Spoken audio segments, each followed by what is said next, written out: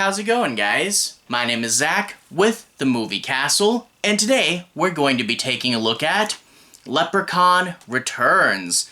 This is from 2018 and is a SyFy Channel Original Movie, but it turns out SyFy Channel is a better fit for the Leprechaun than WWE Studios, and besides, Sharknado was a SyFy Channel movie and that had dumb humor in it.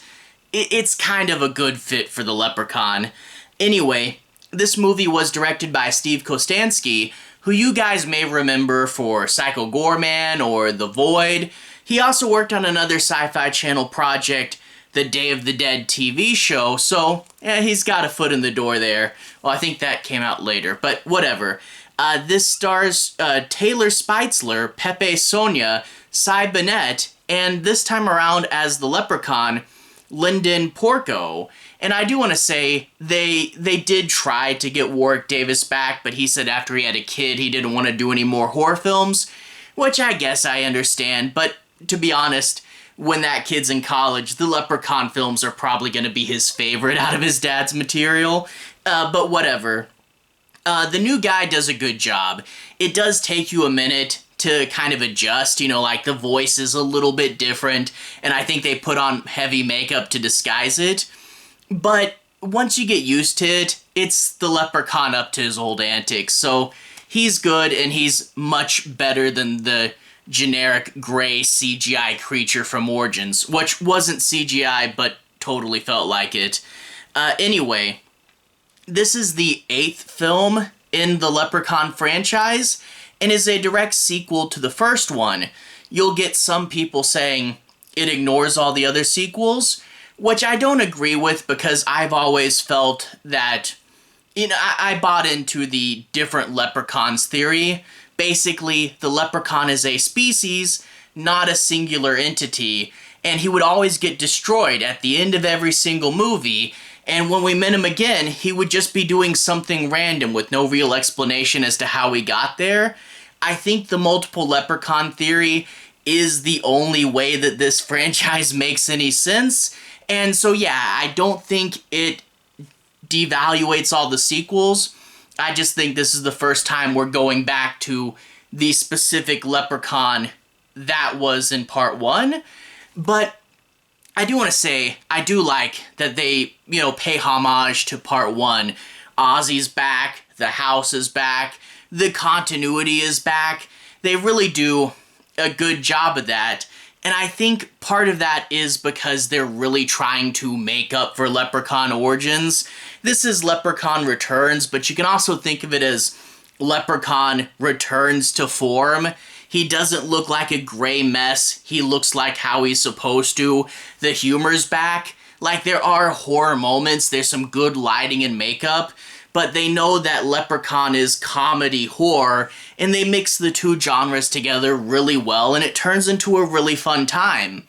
In addition to those things, it corrects a lot of other stuff that Origins got wrong. Origins had terrible characters. The characters in here are lively, full of energy, and have distinct personalities. Origins also had terrible kills where the Leprechaun would just kind of slash at you and that would be it. Here, all the kills, even the minor ones, are pretty well choreographed and they're all interesting, and they didn't waste a moment.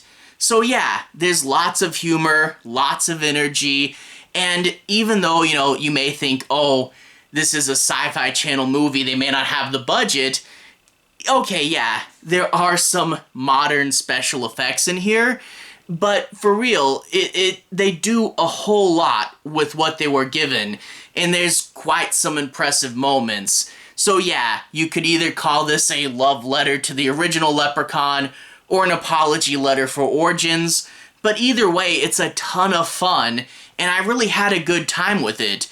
It's honestly one of the better Leprechaun movies, and it sucks that it's been about 6 years and we haven't got a sequel yet. This may have been because of the pandemic, but for real, give me a Leprechaun Returns. I could go for a bunch more of this. This was a good time. Definitely recommend it to the Leprechaun fans. Go check this out, for real. Anyway, I do want to take a bit of a look at the plot. I don't want to do any major spoilers, but I do want to take a moment, talk about the characters, talk about what works. This is a bit of a deeper analysis section, but I don't have to spoil the ending to do that.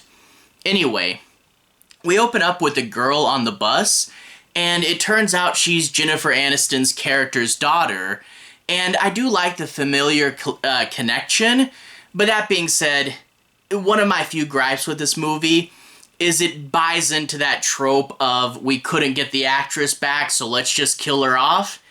Not a big fan of this. We find out that Jennifer Aniston went a little bit insane after the first Leprechaun movie, and her daughter spent most of her life taking care of her until she eventually died. And even though this does kind of screw over Jennifer Aniston's character, it does give the daughter a whole lot to work with, you know, worrying that, you know, if people hear this, what will they think of her? And also the fact that, you know, she spent most of her life taking care of someone, she can be a little more resourceful, but, you know, she doesn't necessarily have a ton of friends or anything. It's a lot to work with. I kind of wish they didn't do that to the original protagonist, though. And I guess you could say if she was alive, she would have kept her away from the house at all cost.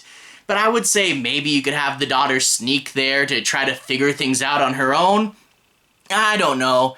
It's just, in an otherwise really good movie, I wasn't a huge fan of this old trope. But that's all beside the point. We couldn't get Warwick Davis back, we couldn't get Aniston back, but we have Ozzy back from the first movie, which I think is really great. He's one of those characters that I did like, but seeing him come back, I realized that he meant more to me than I necessarily thought. And it is cool to see him back up to his old antics and humor. It's cool. I wish we would have found out a little bit more about what happened to his brothers, but maybe in part 9, I don't know. But it's cool to see him pull up in his paint-splattered truck again. So Ozzy gives her a lift to the sorority house, and it's the same house from part 1, and of course Ozzy's leery of it, but it turns out it's, the old house was bought by the university, turned into a sorority house, but why would it be so far away from the university? It turns out it's this special project. It's a house with no internet, no power, no running water, and let's turn it into an eco-studies project and see if the girls can get it up and running. And as someone who thinks off-grid living is pretty cool, it's actually really fun to see them turning this house around, and I thought it was cool to see the project. So, a good excuse for turning it into a sorority house despite it being in the middle of nowhere. But, like I said, the characters in this movie pop way, way more than in Origins. In Origins, you had the one girl thinking of taking time off of school, and that's about all the characterization we got. Here, the main girl, as I already said, is leaps and bounds above Origins, but all the other characters have something going on and have energy and personality. You get the head of this project who is like overly particular and neurotic, and then you get this girl who's majoring biology. She knows her stuff, but she's a party girl and doesn't necessarily have the focus, and those two will clash. Then you'll get this other girl, and she has a boyfriend, and she insists that they're broken up, and even though the two can get on each other's nerves, they're totally into each other, and it's this really different relationship that's super fun to watch and analyze, these two both loving and hating each other at the same time. There is one more character. I think it's kind of a soft love interest for the lead, even though it doesn't really amount to much. And he's the least developed character, but I still didn't mind him. He's got a drone, and he wants to be a filmmaker. Not much for him to really do, but like I said, even though he's the least developed, I really didn't mind him. But of course, these characters have to be put through the ringer. The leprechaun has to come back. Basically, when Ozzy returns to the farm, the gold coin gets too close to the well, and green goo splashes out.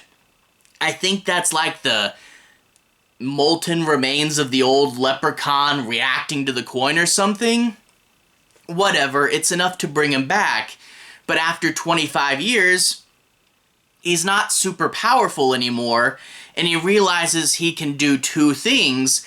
One, obviously, he's gonna look for the rest of his gold. Leprechaun's gotta do what Leprechaun's gotta do. But two, apparently killing people will help heal him and make him more powerful. Okay, sure, why not? So the Leprechaun is going to be up to his old tricks, and as I said, all the kills in this movie are pretty well thought out and impressive. He kills a random mailman just to rejuvenate a little, and even though it's a random side character and it could easily be cut out of the movie, it's still a funny and impressive kill with him hiding inside the mailbox and reaching out for him. There's some good choreography there. And then like one of the lesser kills is like this sprinkler kill, but even though it's not the most memorable thing ever, it does have a funny gag at the end and the Leprechaun gets up to some antics. But the really good ones have some really good special effects and have some really good jokes and choreography. The Leprechaun even at one point turns to the camera and does say, "People love gore." You're breaking the fourth wall a little bit, but at least you're telling us that you know what people like, unlike Origins. But I do also want to say, yeah, even though this is SyFy Channel, there is a good amount of special effects and gags that work.